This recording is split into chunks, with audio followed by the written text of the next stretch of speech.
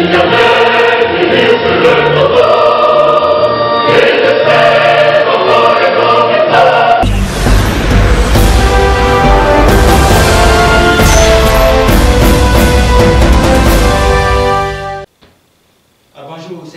chers téléspectateurs, nos internautes qui suivent l'émission Miadé-Benou sur la terre de nos aïeux et à l'extérieur du pays. Nous vous disons bonjour une fois encore. Aujourd'hui, nous allons prendre Monsieur Toussaint Sambiani. Il est juriste au centre CDFDH et le centre a mis à la disposition des Togolais une application qui s'appelle Honam. Il va nous parler de cela. Monsieur Toussaint, bonjour. Bonjour Aristide, bonjour à celles et ceux qui nous suivent et nous écoutent actuellement. Et voilà, comment va le CDFDH dans ce moment de pandémie qui ravage dans le monde? Oh bon, je dirais que nous allons bien. C'est vrai que dans cette période de crise sanitaire, il y a beaucoup de violations, surtout pendant la période de couvre-feu, qui ont été signalées, qui nous ont été remontées et sur lesquelles nous travaillons.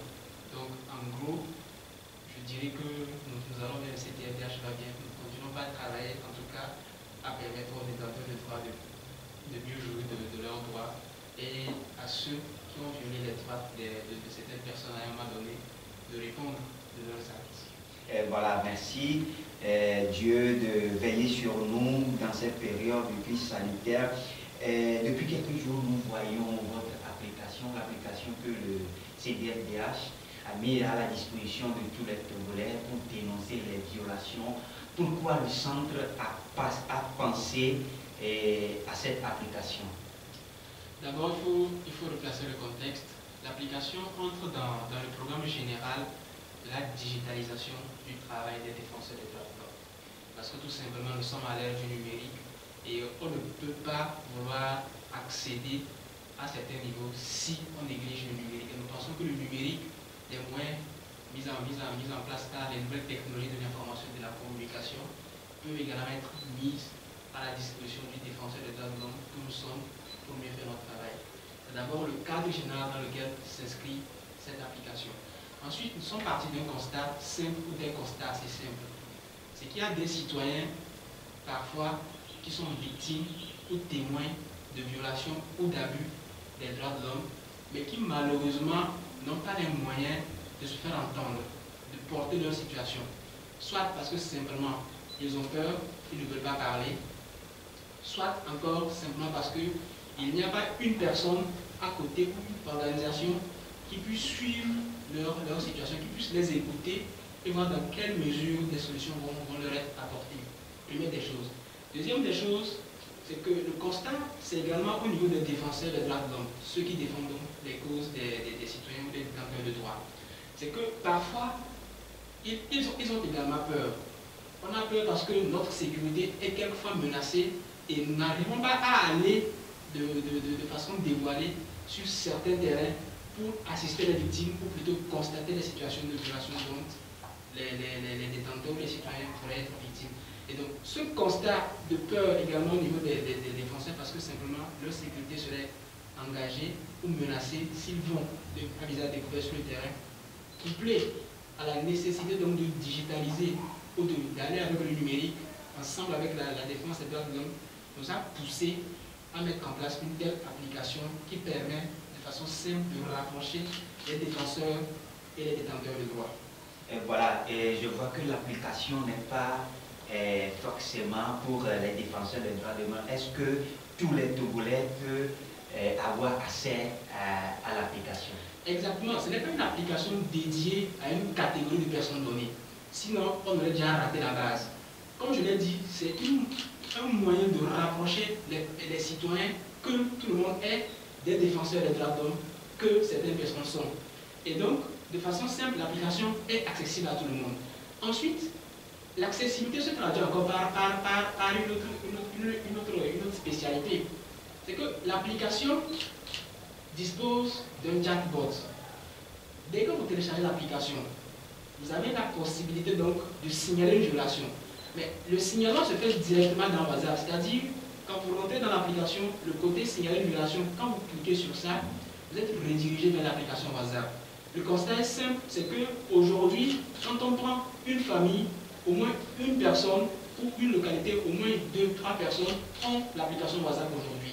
Nous avons pensé qu'il était important de mettre à profit cette application qui est utilisée par bon nombre de personnes ici au Togo et partout ailleurs, l'intégrer à l'application afin justement de rapprocher les personnes qui sont victimes des défenseurs des droits de l'homme, parce que justement l'application WhatsApp est utilisée par bon nombre de personnes. Ensuite, sans avoir même téléchargé l'application, et c'est là encore la partie la plus intéressante, vous pouvez signaler une violation dont vous avez été victime ou témoin. Il y a juste à taper www.honam.tg et vous allez suivre donc la procédure et signaler la violation. Donc, de façon encore dessinée, c'est que quand vous avez l'application, vous allez dans l'onglet signaler une violation, vous signalez la violation, parce que justement ça vous redirige vers le WhatsApp et vous signalez en toute confidentialité la situation. Ensuite, sans avoir téléchargé l'application, vous avez la possibilité donc par la plateforme www.honam.tg de signaler la situation dont vous avez été victime de témoin.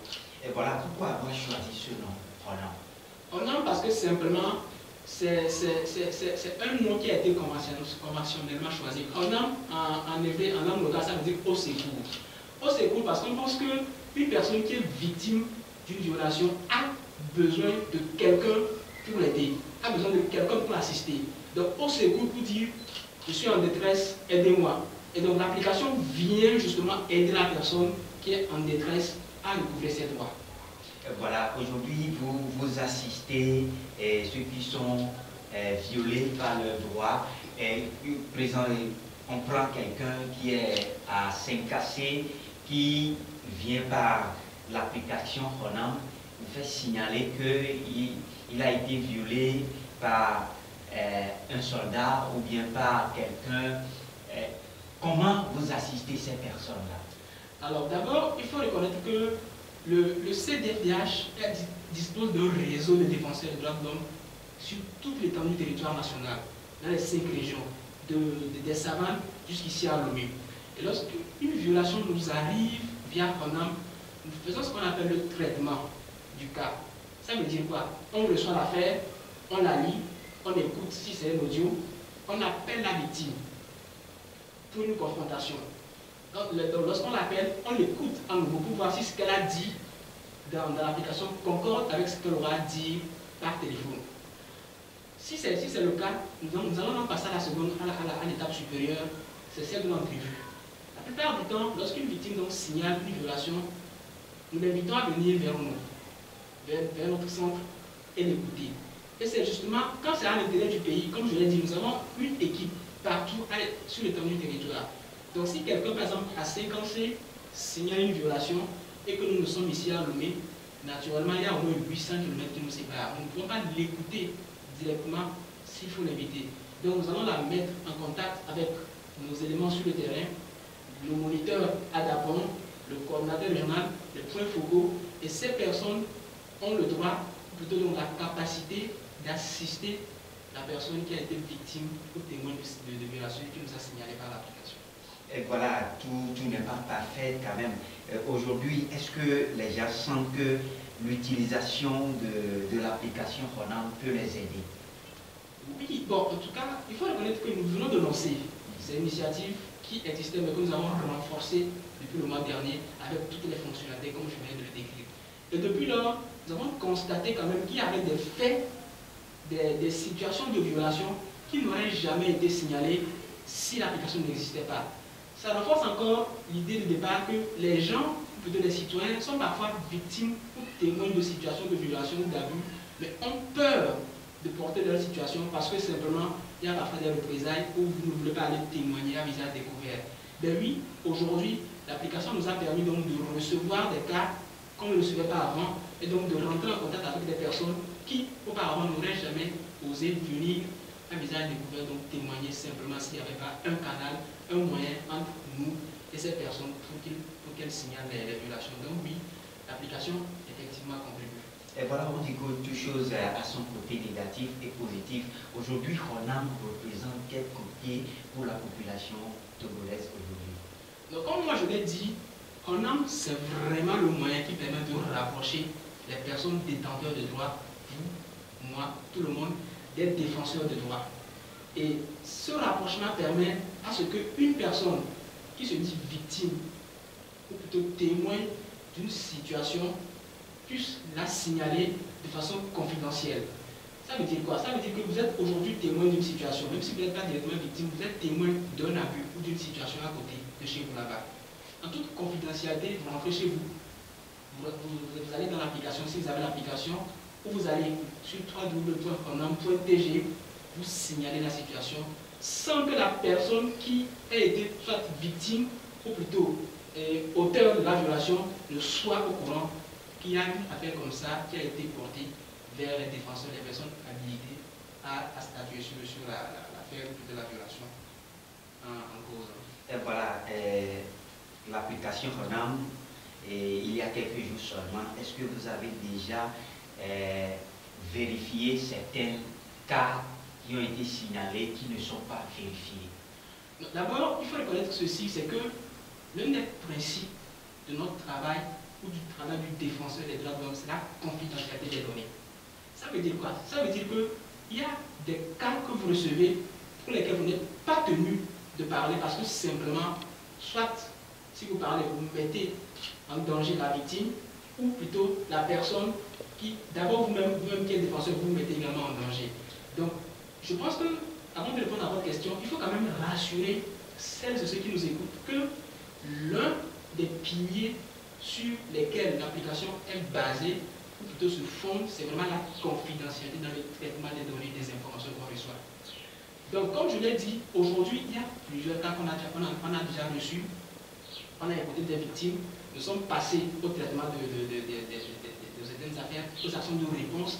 Jusqu'ici, aucun cas nous a été rapporté simplement de façon fantaisiste. Non.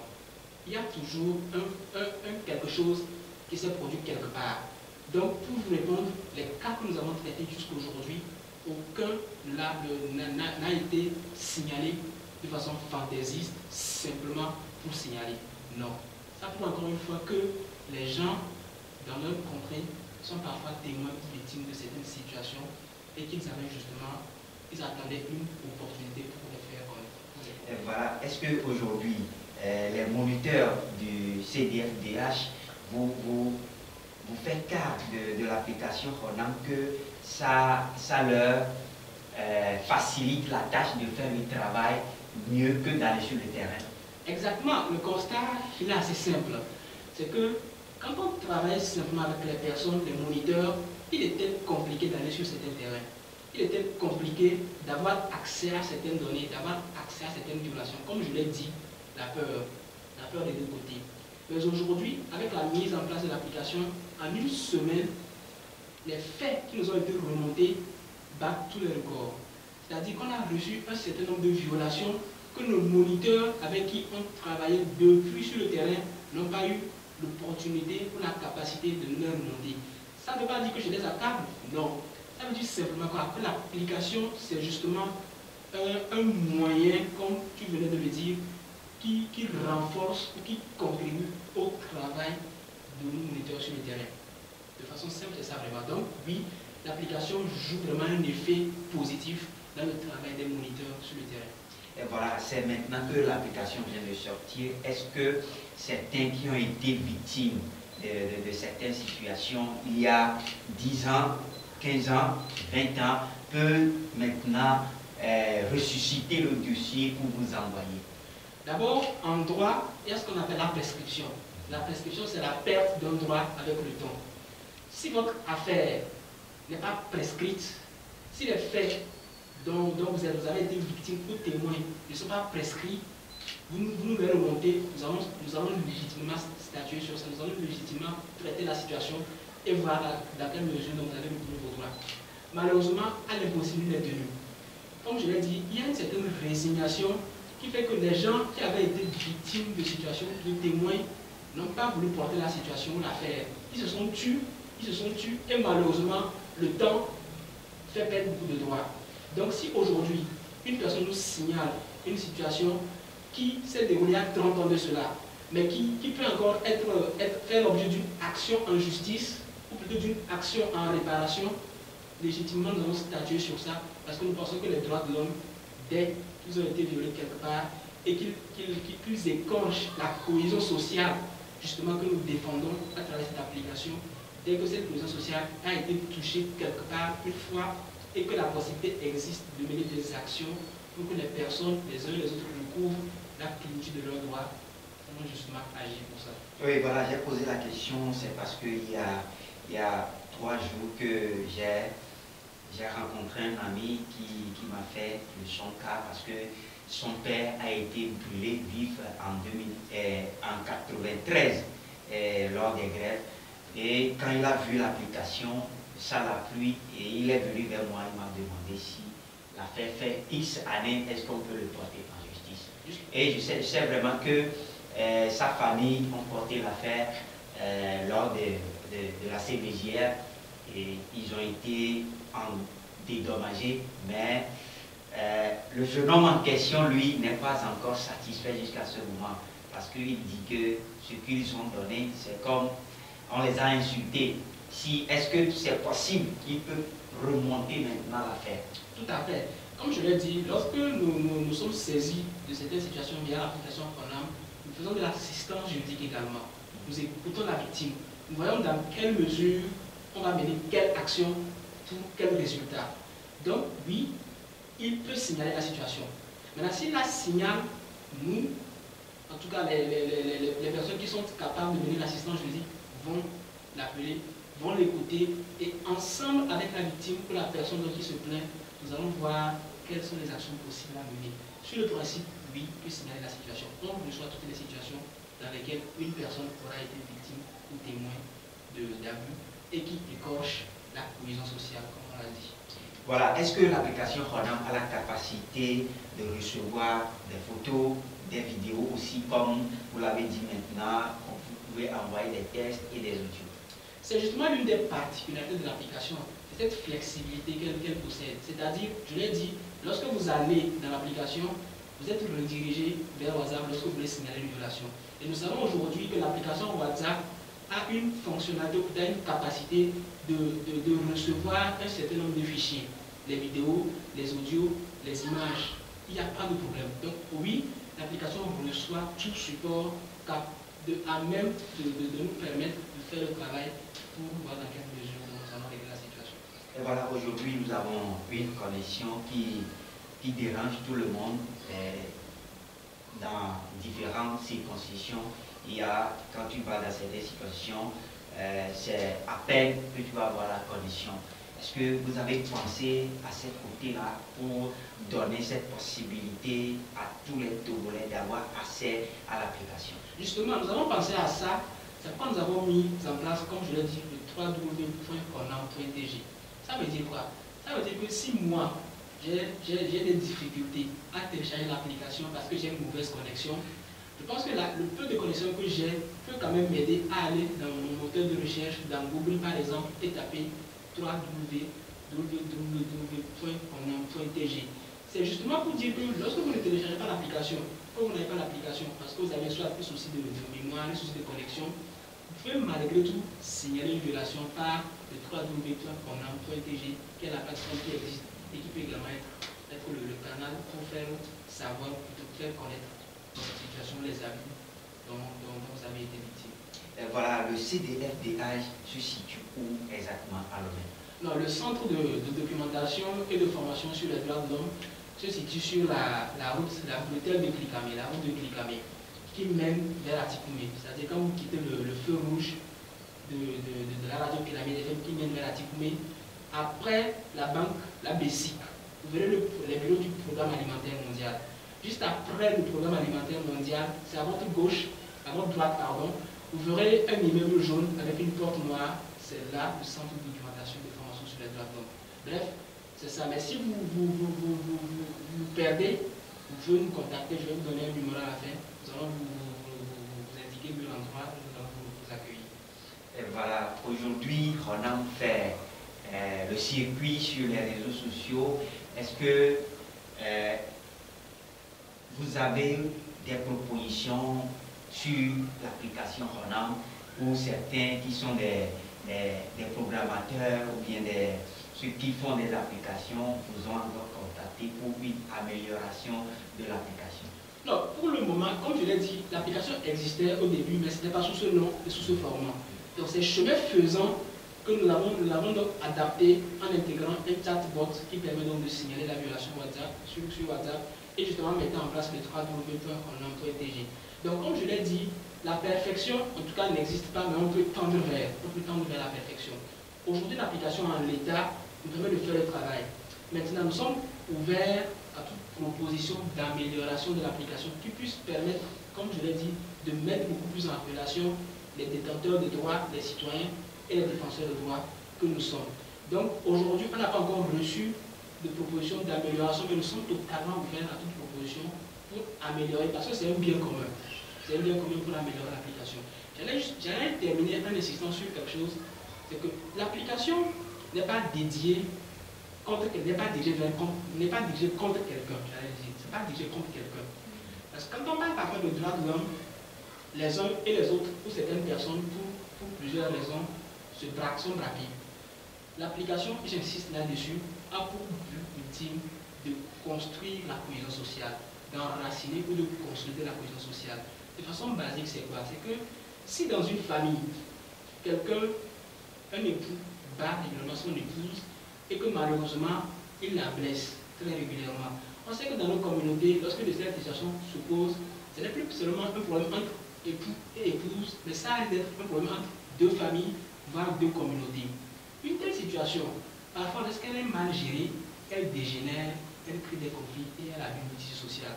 On en permet donc de constater immédiatement ces faits, de les signaler et voir dans quelle mesure des actions vont être menées pour que le problème qui est né soit bien géré et ne dégénère pas pour malheureusement atteindre le tissu social que nous sommes en train de renforcer ou de consolider à travers cette application. Et voilà, aujourd'hui, la grande question se pose, c'est parce que les Togolais ont peur de signaler les violations. Comment vous allez amener la population à se diriger vers l'application ONAM qui se fait dans une ambiance secrète? Alors, premièrement, je l'avais dit, l'ambition première de l'application, c'était vraiment de rapprocher des défenseurs de droits, des détenteurs de droits. Parce qu'on avait constaté qu'il y a des personnes qui sont victimes ou témoins, mais ne peuvent pas porter leur situation parce qu'elles ont peur.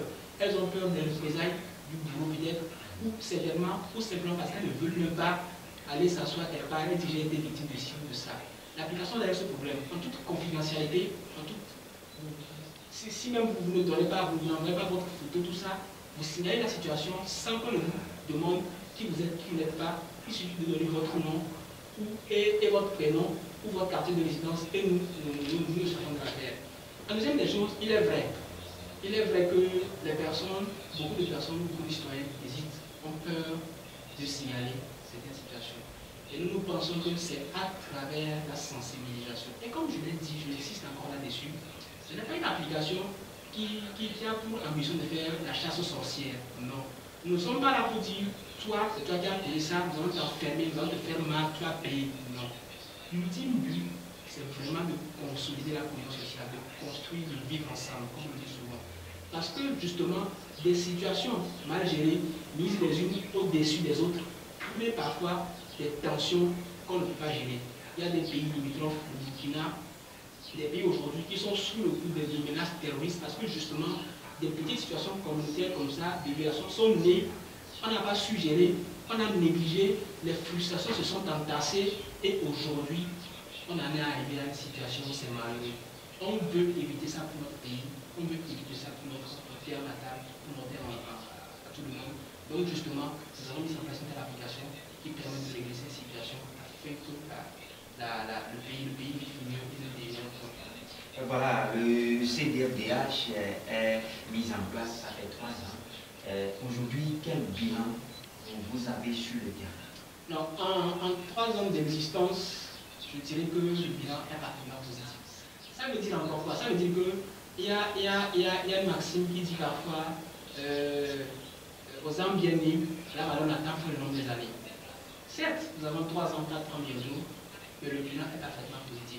D'abord, nous avons une équipe de moniteurs ou d'observateurs des droits de l'homme déployés dans les 5 régions du pays et qui de façon régulière nous donnent des informations sur les cas de violation dont sur lesquels ils ont travaillé, font de l'écoute de l'assistance juridique, saisissent les mécanismes aussi bien au niveau national et international afin que les détenteurs de droits puissent recouvrer les droits, leurs droits qui ont été violés.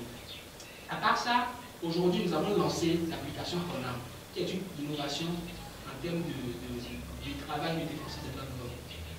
À part ça également, nous avons plusieurs cadres pour lesquels nous avons été à la naissance ou à la gestation.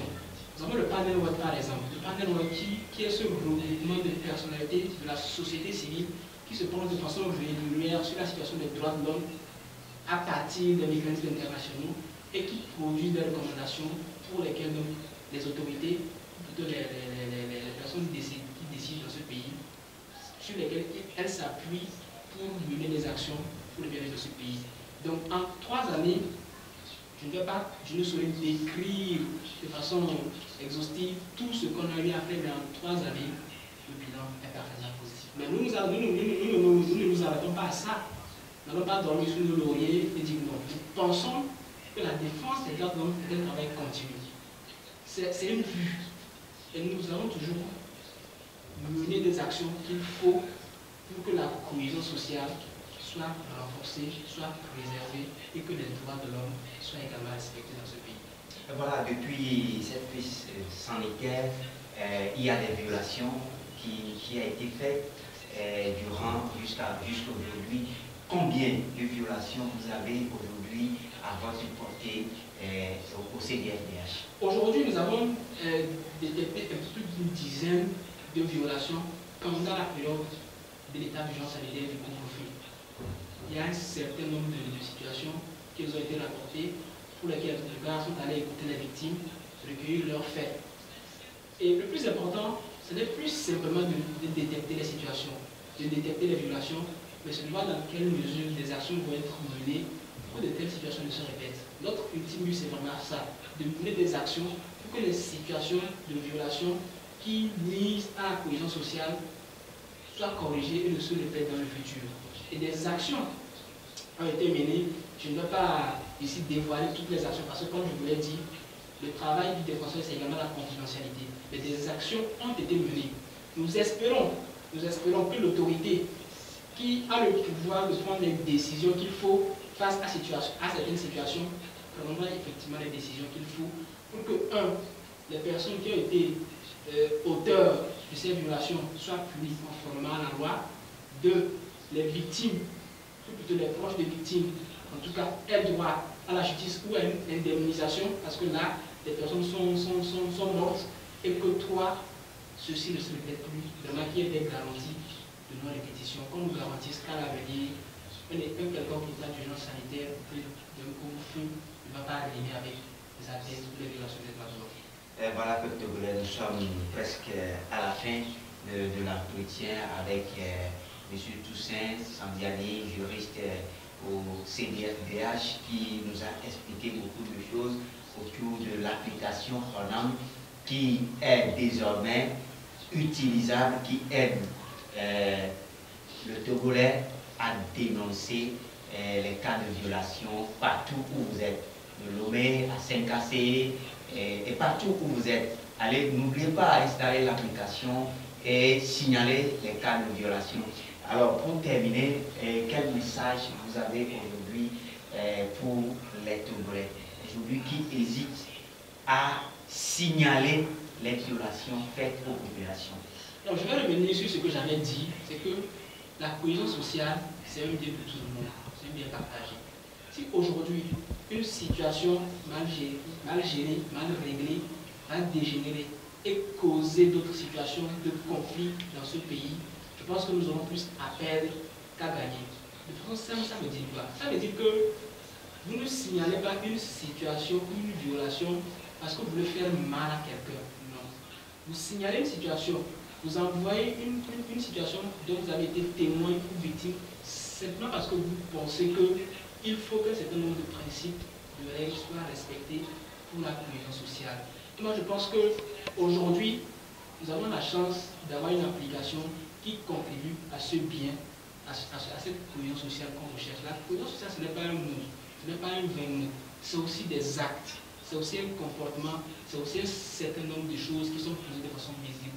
Et donc, comme moi je l'ai dit, n'ayez pas peur. N'ayez pas peur parce que tout ce que vous envoyez, c'est vraiment confidentiel. Et nous traitons, nous insistons vraiment sur ça, la confidentialité des données que nous traitons. Vous n'allez en aucun moment voir votre affaire mise sur la place publique et bruitée parce que nous pensons que oui, il faut. Non. Tout ce qu'on reçoit, c'est sous la confidentialité. Nous traitons tout avec confidentialité, nous réglons tout avec confidentialité parce que nous pensons effectivement que c'est des situations sensibles. Les situations sensibles ne sont pas mises sur la place publique. Je voudrais vraiment rassurer les uns et les autres pour ça. Je voudrais également rassurer les autorités parce que nous pensons qu'elles sont celles qui doivent en dernière position prendre des actions pour régler les situations de violation dont on est souvent saisi.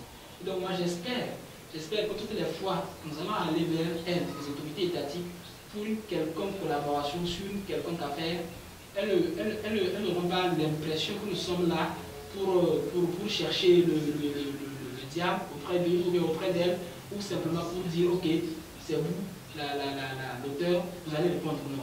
C'est vraiment cette collaboration que nous espérons aussi bien au niveau des citoyens que des autorités étatiques pour l'évolution de la cause des droits de l'homme, parce que justement nous pensons que pour faire changer la situation, certes nous avons notre responsabilité, mais l'État a également sa responsabilité. Nous osons croire que l'État va rester disponible sur des situations, sur des affaires où nous aurons besoin de sa collaboration. Merci M. Toussé Sandiani, juriste au centre CDFDH. Il a accepté de laisser son travail et venu entretenir avec nous. Nous lui disons merci. Nous disons merci au directeur exécutif du CDFDH, M. Godwin Etier, ainsi que son directeur général, M. André Kani Afan, qui ensemble font un travail génial pour le droit de l'homme au Togo. Alors je passe ici pour dire merci à Gérard Wissan, le directeur du journal SICA aussi, qui aide Togo Actualité et en tout temps. Nous disons merci à tous les donateurs, à tous ceux qui nous aident pour que l'émission Miade Belou fonctionne chaque jour. Nous vous disons merci, nous disons merci à tous les Togolais. Nous ne vous demandons pas de l'argent, mais ce que nous vous demandons, c'est juste aller sur notre page Facebook et chercher à aimer la page, à s'abonner, ou aller sur notre page YouTube à aimer ou à s'abonner seulement.